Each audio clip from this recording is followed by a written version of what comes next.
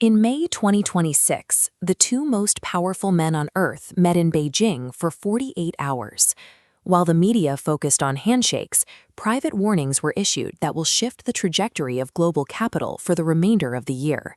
Xi Jinping warned of clashes and even conflicts over Taiwan, a specific escalation that threatens the valuations of the world's leading technology firms. Behind the rhetoric, a deal emerged to stabilize the Strait of Hormuz, unblocking a critical energy choke point.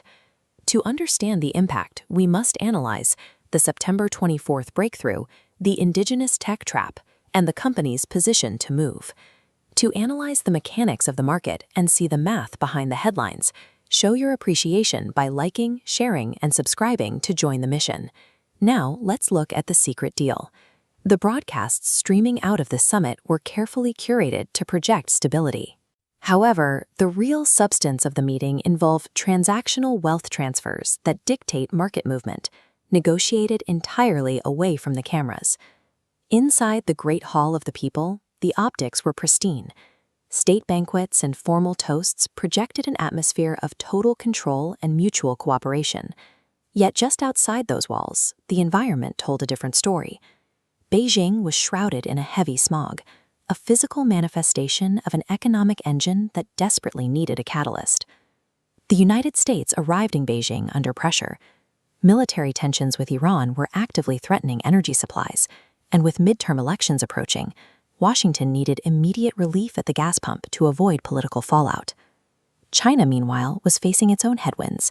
Spiking energy costs threatened to trigger domestic inflation, and the threat of new tariffs endangered the export markets they rely on for growth.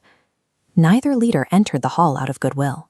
They were forced into a transactional truce to ensure their own political survival.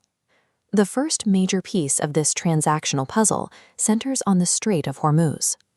When this narrow waterway is threatened, the entire global energy market seizes up.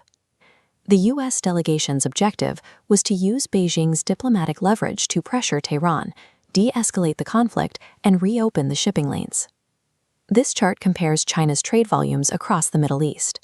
At $108 billion with Saudi Arabia and $103 billion with the UAE, Beijing's economic interests in the Gulf far outweigh its $15 billion relationship with Iran. Beijing offered this leverage in exchange for massive U.S. economic commitments to offset their own slowing growth.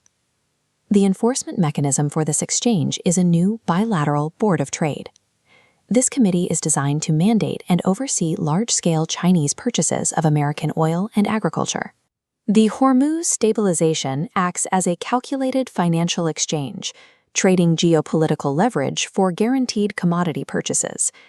The negotiations then shifted to the Taiwan Strait. Behind closed doors, the rhetoric was sharp. Xi explicitly warned of potential clashes and even conflicts over the island, making it clear that Taiwan remains a primary red line for Beijing.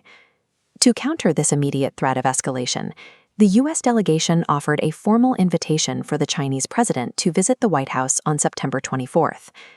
The timing of September 24th pushes the timeline past immediate danger zones and forces a cooling-off period, allowing both sides to project stability at home.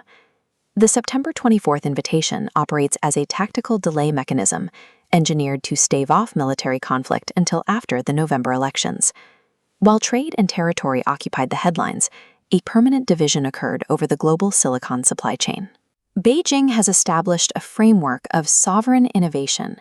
This policy is designed to build a technological future completely independent of Western control. After a decade of export restrictions on advanced semiconductors and AI chips, Chinese leadership has determined they can no longer build their infrastructure on an American tech stack. Their immediate defensive strategy involves weaponizing their monopoly over refined rare earth elements, holding the raw materials of the global manufacturing sector while they rebuild. On the offensive, they are funneling capital into domestic semiconductor champions like SMIC and Huahong, moving state resources away from U.S. dependencies. The summit negotiated a temporary pause on energy and agriculture disputes, but it finalized the permanent separation of the global digital economy into two competing spheres. The 48-hour summit effectively localized the U.S.-China conflict into a finite, four-month truce. This artificial window of stability generates market inefficiencies. For informed investors, these inefficiencies are opportunities that exist in the immediate aftermath of the agreement. This chart tracks capital flow into specific sectors following the Beijing summit.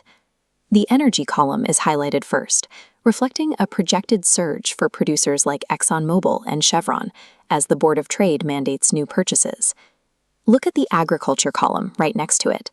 With mandated Chinese agricultural purchases now locked in, equipment giants like John Deere are positioned to absorb the incoming surge in farm revenue. Finally, the infrastructure sector offers a defensive play. Capital managers like Blackstone are pouring funds into domestic data centers, an investment insulating them from the fallout of China's shift to indigenous technology. The elite watch the flow. Master the market by following the math.